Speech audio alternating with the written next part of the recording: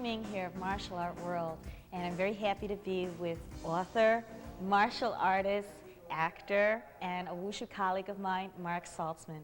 He is here in New York promoting his movie, Iron and Silk, based on his true stories of when he was in China. Mark, welcome to the show, and it's great seeing you again. Yeah, nice to be back in town. Great. Why don't you tell us about how it's been here back in New York for you, promoting the movie, talking about your book? You've got something new. Yeah, well, it's only been about 18 hours, so it's still a fresh experience, but so far so good.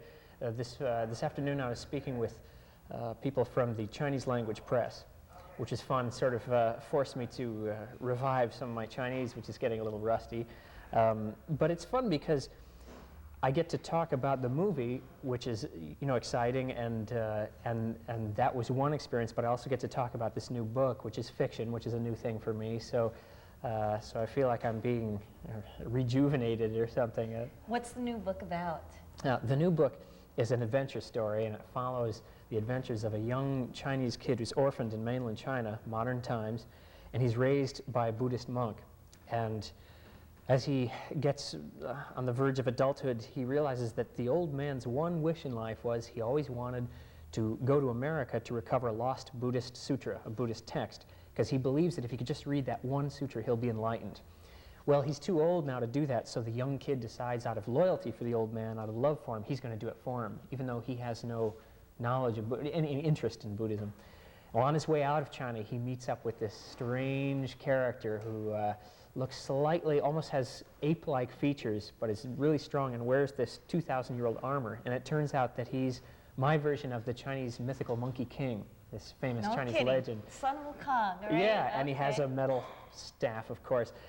If you know the old legend of the Monkey King, the old legend is sort of based on historical fact that a Tang Dynasty Chinese monk went from China to India to fetch Buddhist sutras and come back. He had companions with him. That's right, and the Monkey King was his legendary companion, and the name of that story is Shi You Ji, Journey to the West. So in my story, it's really Shi Fang You Ji. It's Journey to the West, as in America, and they go to San Francisco. They go to San Francisco. Yeah, yeah. So the story is, how would a 2,000-year-old Chinese martial arts hero see San Francisco today? That's sort of the idea. Well, that sounds like that's going to be very interesting to keep our eyes out for. Now, I know that you've been infused and very interested and very aligned with Chinese culture for a long time, and the martial arts. Iron and Silk is based on that. What drew you to the martial arts and the whole thing with Chinese culture? Well, the real draw for me, Chinese martial arts, I have to confess, I wish it was something really deep, but the truth is, when I was 13 years old, I was a year younger than all my classmates, and I was even shorter than I am now. And I had no luck at all with being popular with my female classmates. And so I was desperate for anything that would make me different, make me stand out. And I turned on the TV one day and saw one of those Kung Fu movies. And I thought, well, that's pretty different. So I asked my parents if I could shave my head. They said no. So I sent away from a comic book for one of those bald head wigs. And I dyed my pajamas black and started practicing in the basement out of books. And after a year, my parents said, well, you've stuck with this. If you really want to be serious about it, though, you should find a teacher. So then I went to a local Kung Fu school, and I How felt did you find that? Oh, Yellow Pages. And okay. At the same time, though, I felt from the movies I'd watched, I had a very romantic idea about Chinese martial arts. I thought that all you had to do is learn these certain movements, and then miraculously you would become one with the universe, and then very attractive to women.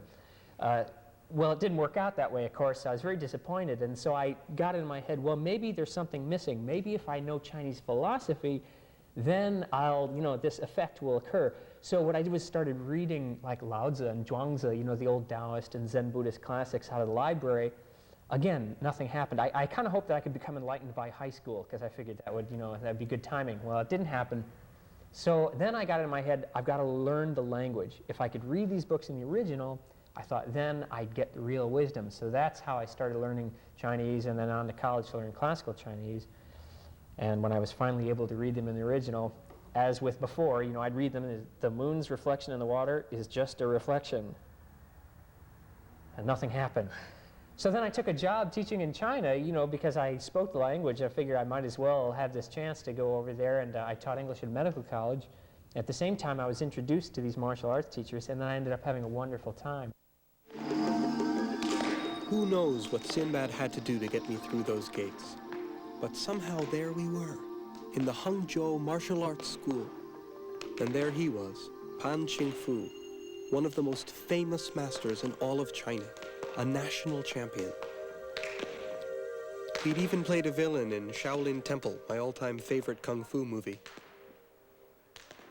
I'd read that he was as hard as his right hand, which he developed by punching an iron plate 1,000 times a day. They called him the Iron Fist. I saw the movie. It's great. I'm very happy for you. I think it's going to do very well here in the States. I think you're going to attract a very good following.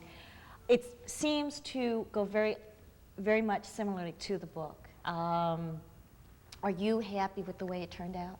Yeah, I'm really surprised by it because, you know, I have no film background and no acting experience, and so the whole thing, every single step of the way, writing the script and the, you know, choosing the locations, everything was new for me and really overwhelming.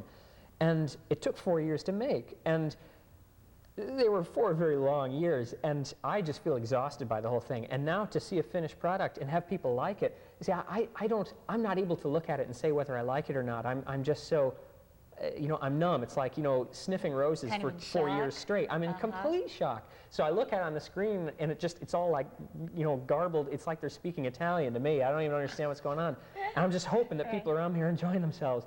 And when I hear that they are, I'm delighted, of course. But boy, movie making is hard business. I had a very, again, I tend to romanticize everything, and I had a very romantic idea that somehow be glamorous, fun, lights, camera, you know, just be yourself. Woohoo! It's agonizing. And it takes forever, and it's hard work, and so you know, I feel like I've sort of come on the other end of a battle.